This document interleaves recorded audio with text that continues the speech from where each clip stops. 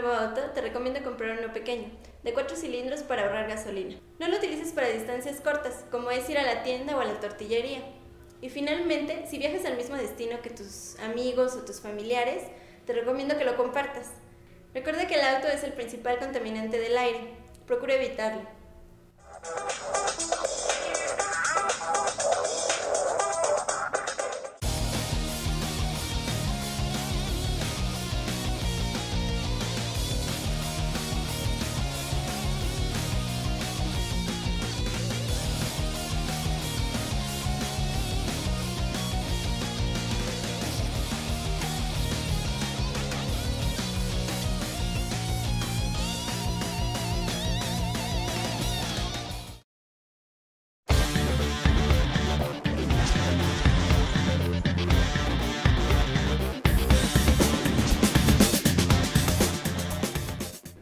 Hola, muy buenas noches a todos nuestros amigos, ya estamos en Noticias a Cuadro y vamos a hablar de las noticias más relevantes de la semana. Te saluda Gustavo García y me acompaña Jorge Hernández, muy buenas noches. Bueno, y vamos a empezar con una noticia que ha estado dando de mucho que hablar.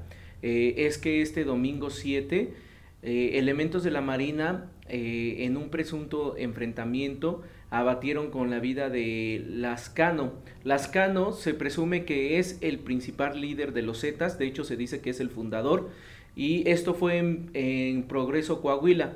Entonces esta noticia ha dado mucho de qué hablar. Se han dado muchísimas versiones. Al principio se eran escépticos de que si realmente era el cuerpo de Lascano o no.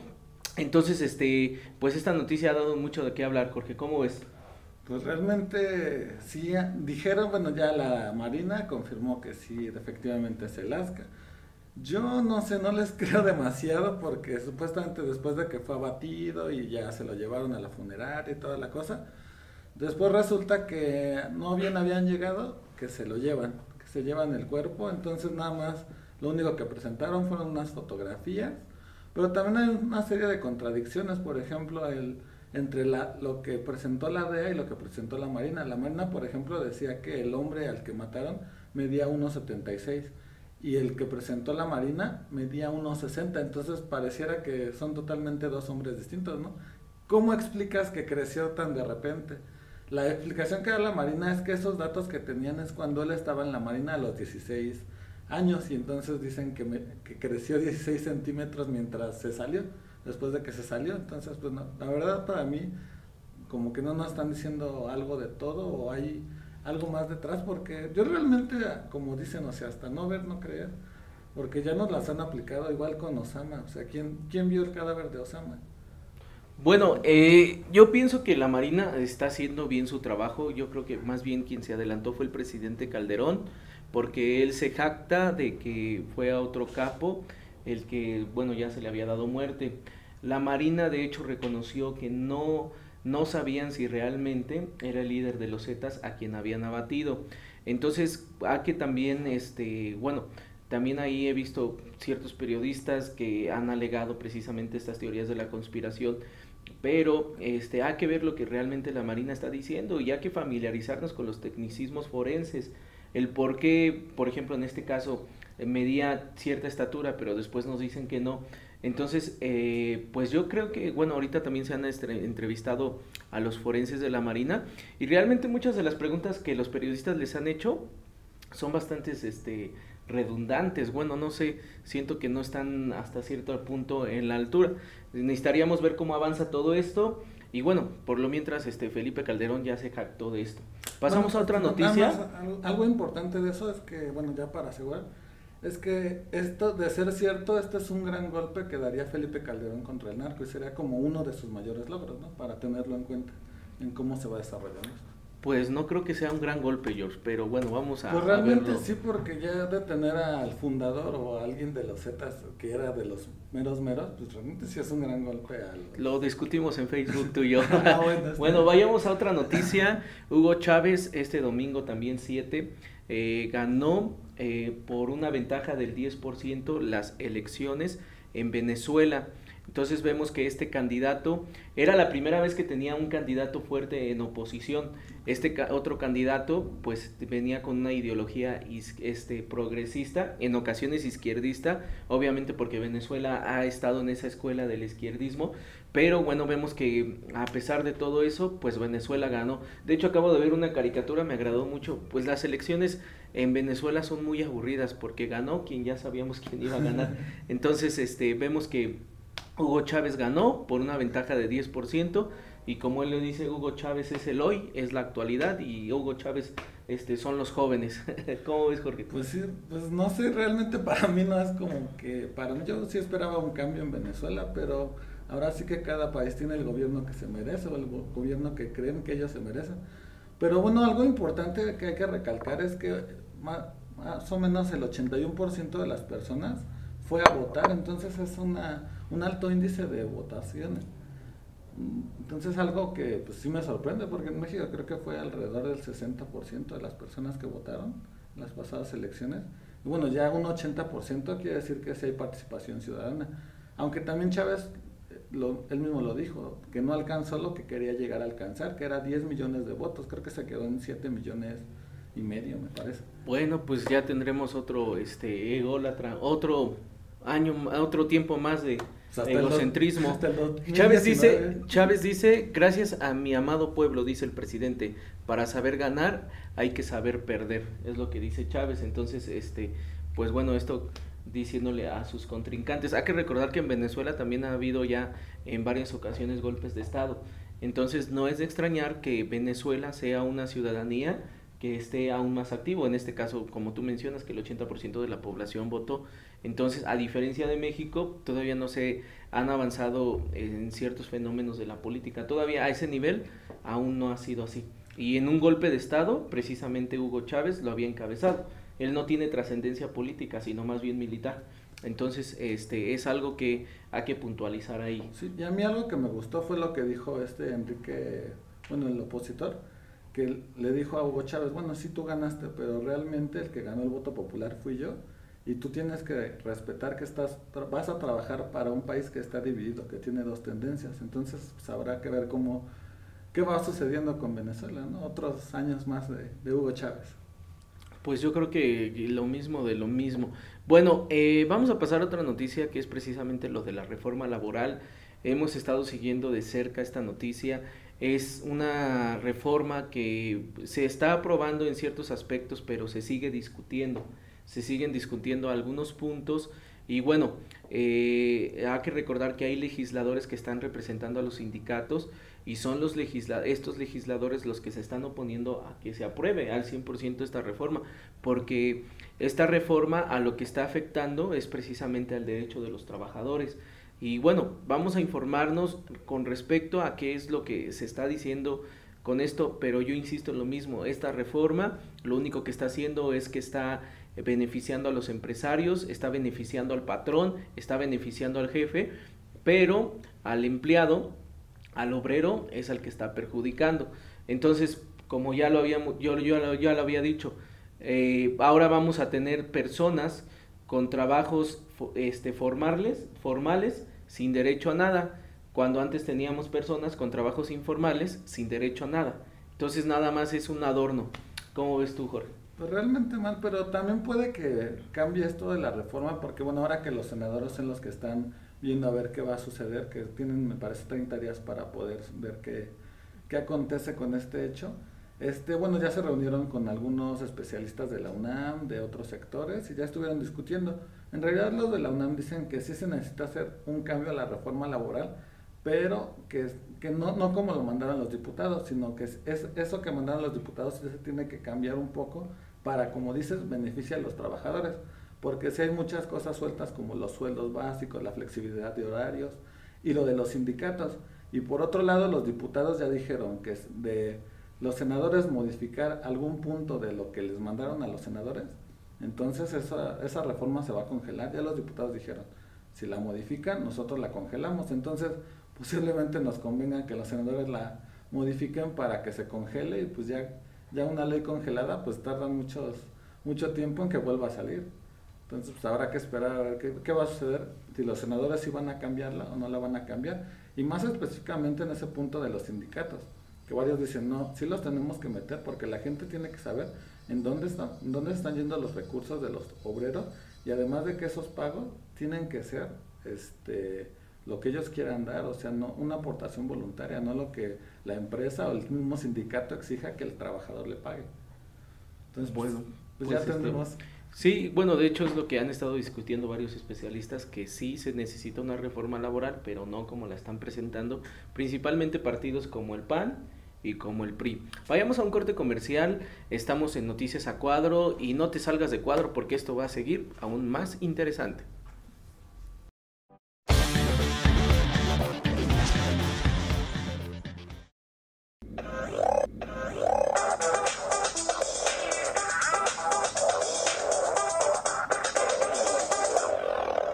¿Sabías que 1 litro de aceite puede contaminar hasta más de 1 millón de litros de agua? Por eso te recomiendo que cuando cocines, en lugar de vertirlo por el fregadero, lo pongas en una botella de plástico y así lo tires.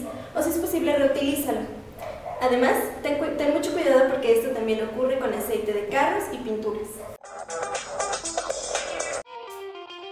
En el arte hay un proceso. ¿Que quieren estar bien informados?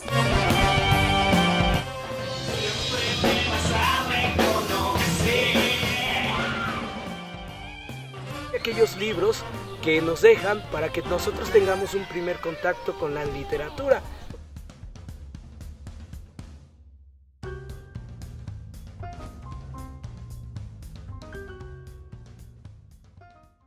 Que acudan a este llamado que es para ustedes finalmente. Para que lo vea la gente, si no, no tiene sentido. Encantado de la vida. Seguramente sí. El honor es para mí de poder estar aquí con ustedes. Que tiene los mismos intereses y las mismas pasiones y los mismos sueños que tú.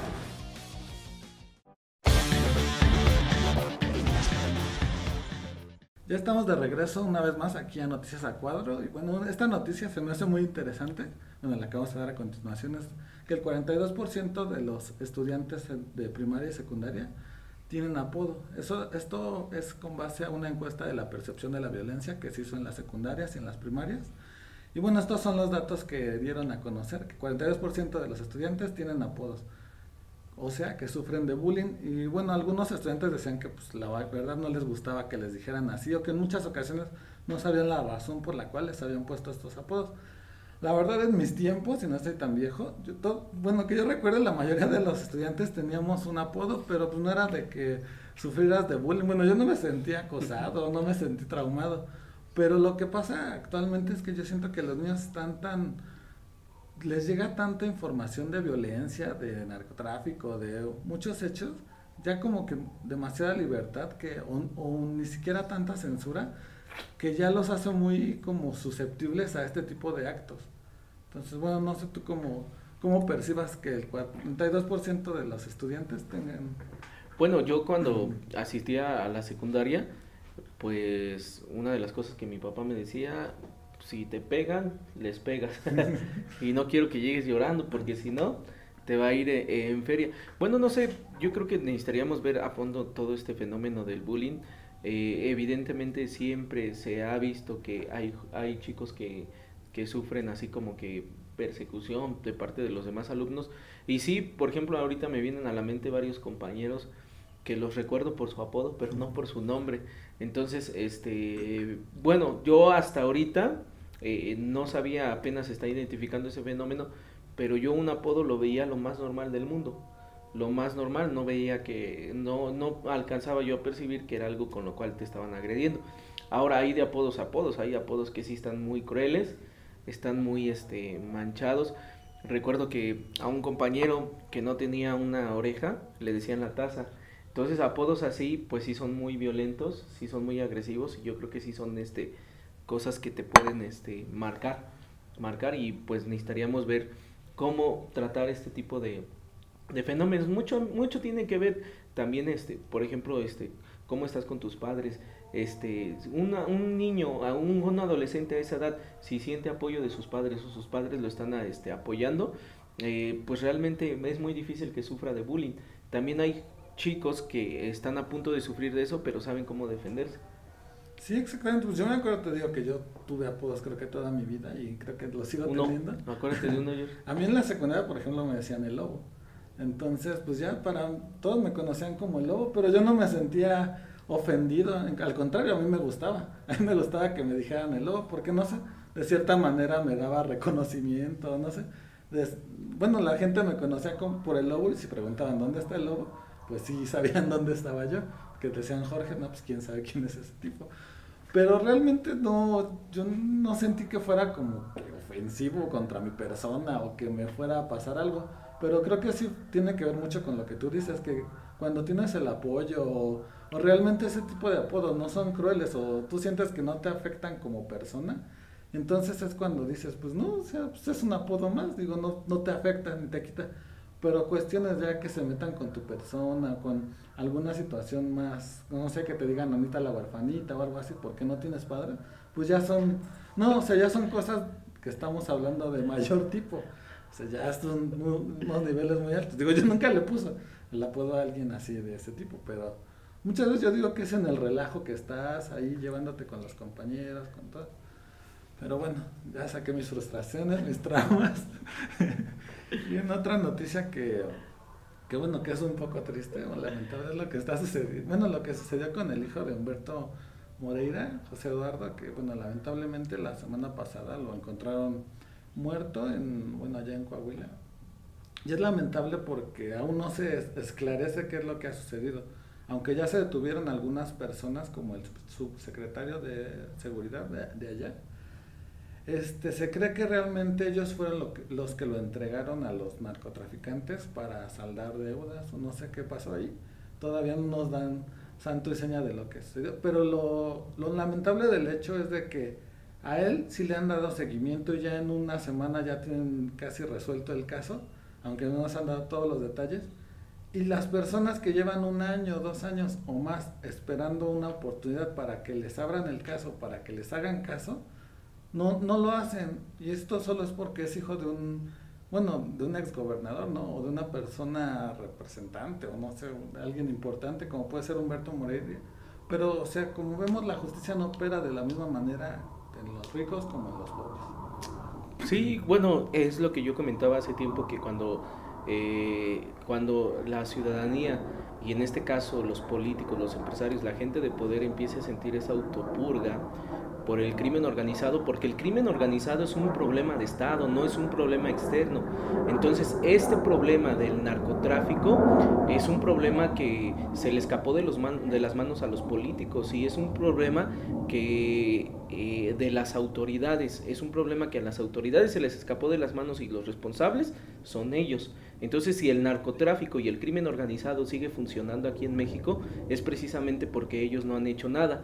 A la autopurga yo me refiero a precisamente eso, que cuando sus hijos sean tocados, cuando sus hijos sean los agredidos, los secuestrados, a quienes estén matando, pues es cuando van a empezar a ver todo este tipo de haber medidas para solucionar estos casos. Por ejemplo, lo que mencionas, que en menos de una semana se está resolviendo este caso y se está viendo quiénes son los responsables. Entonces, de que se puede resolver un caso de estos, se puede resolver. Y vemos que la impunidad es algo que no debería de haber. Y debe de ser parejo para todos. ¿Qué otra noticia tenemos, Luis?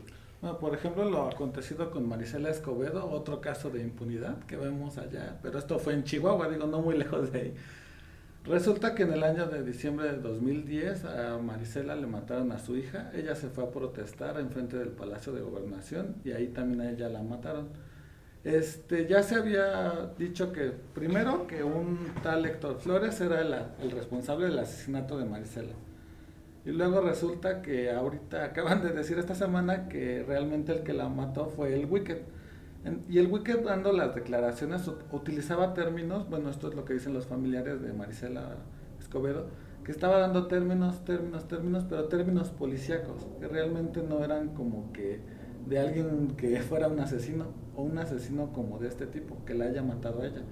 Entonces ellos dicen que solo es como que para tapar ya el hoyo y decir ya le resolvimos el caso a Marisela Escobedo, ya lo que sigue. Entonces todavía falta que lo que resuelvan, porque incluso el abogado dice, o sea, él no lo mató porque él no tenía razón para matarlo. Y ya habían dicho que realmente el responsable era Héctor Flores, que, bueno, supuestamente según el gobierno ya está muerto. Entonces, pues a ver qué sucede con este caso, que realmente es indignante, porque pues primero le matan a la hija y luego la asesinan a ella, y enfrente del Palacio de Gobernación, que pues, es un lugar que debería estar resguardado, donde debería de haber seguridad. Bueno, pues es lo que vemos, que ya las autoridades están perdiendo mucha credibilidad, y en casos que pues son nulos, están oscuros y parece que no se están resolviendo. Bueno, vayamos a un corte comercial, estamos en Noticias a Cuadro y no te salgas porque seguimos con noticias muy, muy interesantes.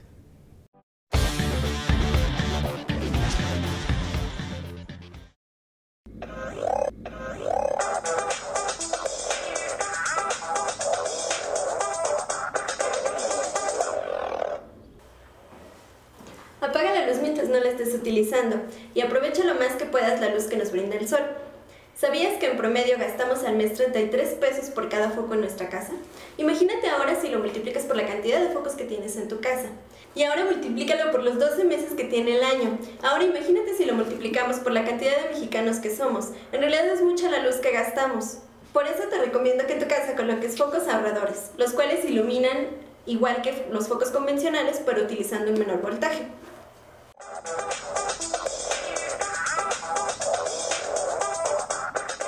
Yes, I'm truly praying for the government of Mexico, that this government that is going to come, that there will be more peace in the people's life, and God laid on my heart to pray for Mexico. I thank Cuadro TV for what they're doing as I continue to reach out to people and have a concern for people's and to what they think and what they want. And I thank this Cuadro TV for doing a great job. Thank you.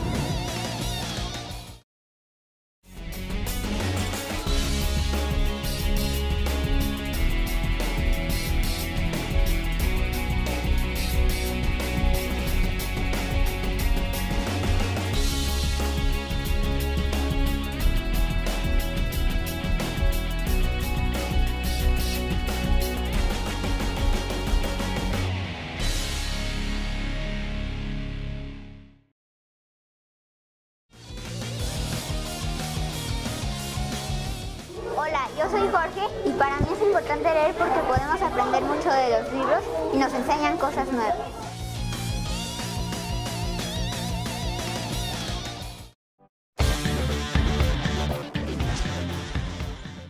Ya estamos de regreso una vez más aquí en Noticias a Cuadro, y bueno, esta noticia realmente me emocionó cuando la vi, y es de que resulta que unos expertos, bueno, ya están de hecho trabajando, se prevé que esto salga para diciembre. ¿Y de qué estoy hablando? De que van a hacer un traductor, así que me imagino que como el de inglés a español, pero ahora es del maya al español o del español al maya. Se prevé que ya para diciembre ya haya alrededor de 100,000 enunciados para poder hacer esto, y ya después de que se cumpla esta meta, lo quieren hacer que se pueda hacer del maya al inglés y del inglés al maya. Y bueno, dato curioso es de que el maya es la tercera lengua hablada, más hablada en México. Primero está el español, luego el náhuatl y en tercer lugar está el maya. Entonces realmente es algo muy valioso, y como hemos estado viendo en estas semanas, se le está dando mucho auge o mucho impulso a lo que es la cultura maya, que realmente es algo muy bueno porque era algo que se estaba dejando atrás, y con este tipo de cosas creo que la gente va a tener más acercamiento con las que yo considero son los padres de nuestra civilización. Bueno, pues hay que tener en cuenta que esto es muy importante porque de esta manera van a salvaguardar algo que es un tesoro en México. La otra vez he estado leyendo un artículo que menciona que hay más de 3,000 lenguas muertas. Entonces, qué bueno que el maya no pasó a ser ese tipo de lenguas. Otra lengua que se estaba por perder, por ejemplo, bueno, idioma, era el hebreo, la escritura, tanto hablado como escrito. Pero por lo mismo que hay personas que quieren salvaguardar este tipo de idiomas y esta riqueza que hay, pues empiezan a hacer este tipo de trabajos. Entonces me parece muy interesante que realmente estén haciendo este traductor. ¿Por qué? Porque es una de las riquezas que tiene México. Y bueno, aquí nos damos cuenta que no todo lo que hay en México pues es malo. Y bueno, no estaría de más pues sumergirnos al maya. A lo mejor nosotros que en nuestra vida íbamos a ver de qué se trataba el maya, pues a través de este traductor vamos a por lo menos a tener curiosidad de eso, y a lo mejor por ahí nacen más adeptos a personas que quieran aprender el maya. Sí, que inclusive, bueno, si pasa la UNAM al centro de idiomas, bueno, en Acatlán me parece, ahí sí puedes ir a estudiar este tipo de lenguas, ¿no? Que son una riqueza, realmente, más que el inglés o que aprender francés. Creo que aprender una de estas lenguas es algo maravilloso, es algo que, bueno, a mí la verdad me dan muchas ganas de aprender este tipo de dialectos o de lenguas para poder entenderlos después. No, pues como dices, y en la UNAM tenemos la oportunidad de hacerlo, pues vayamos a hacerlo. Y son muy buenas escuelas, o sea, la verdad que ahí están los mejores profesores que se puede encontrar en la materia. Entonces, pues si tenemos la oportunidad de hacerlo, aprendamos.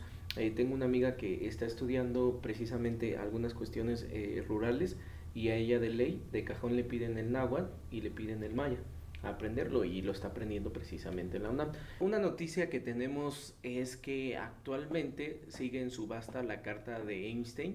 Es un tesoro que, bueno, se acaba de dar a conocer al público. ¿Y cómo van a ir las cosas, George? Bueno, de hecho hace 3 días me parece empezó la subasta, empezó en 3 millones de pesos. La relevancia de esta carta, además de que fue escrita por Einstein, uno de las mentes más brillantes, o la que se le cataloga como la mente más brillante del siglo XX. Y lo importante de esto es que habla de Dios, dice unas frases de Dios, me parece que ahí las tienes, para que, bueno, ahorita me las menciones. Y habla de Dios, y bueno, realmente él era, me parece que un poco panteísta, él no creía mucho en Dios. Entonces realmente decía que Dios era como una especie de ilusión, o era algo para la debilidad humana, que realmente los humanos lo crearon para dar cuenta de su debilidad. Entonces realmente yo no estoy muy de acuerdo con lo que dice en su carta, porque bueno, es cierto. Pues bueno, Albert Einstein, yo también he escuchado a muchos religiosos que lo utilizan como referencia para decir que una mente brillante como él no tenía problemas con la creencia de Dios, pero realmente no es así. La visión que Albert Einstein tenía de Dios es muy diferente al credo del teísmo cristiano y del teísmo judío, incluso del teísmo judío del judaísmo, porque a pesar de que él era judío, él hizo lo mismo que Spinoza. Spinoza, a pesar de que era judío y que tenía esta religión, Spinoza fue el fundador el padre del panteísmo. Su visión de Dios es totalmente diferente a la de varios círculos religiosos. Y bueno, como Albert Einstein decía, los científicos son muy malos filósofos, y esta frase yo la aplico precisamente a él. Pienso que su visión de Dios, a mi parecer, es muy primaria. Incluso estos comentarios que hace, incluso me parece contradictorio. Por ejemplo, él en una parte dice en esta carta que esto es producto de la debilidad humana, pero después dice que esta compilación es honorable y por lo tanto digna de confianza.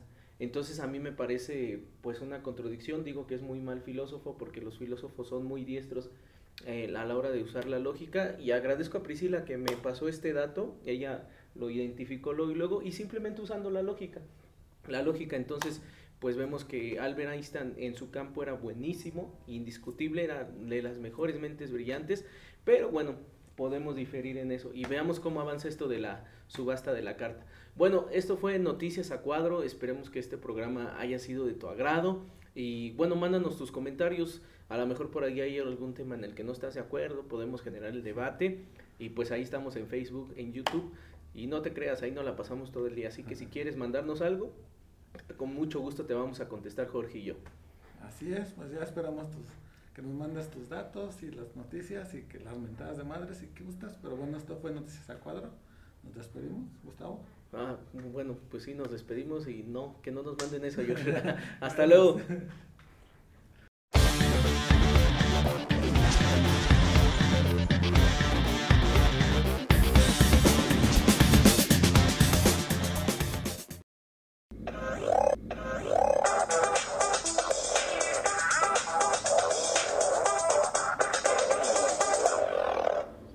¿Sabías que si en lugar de cemento o asfalto se pavimentan las calles con piedra o adoquín, esto permite que el agua se infiltre por el suelo y contribuye a la conservación de los mantos acuíferos?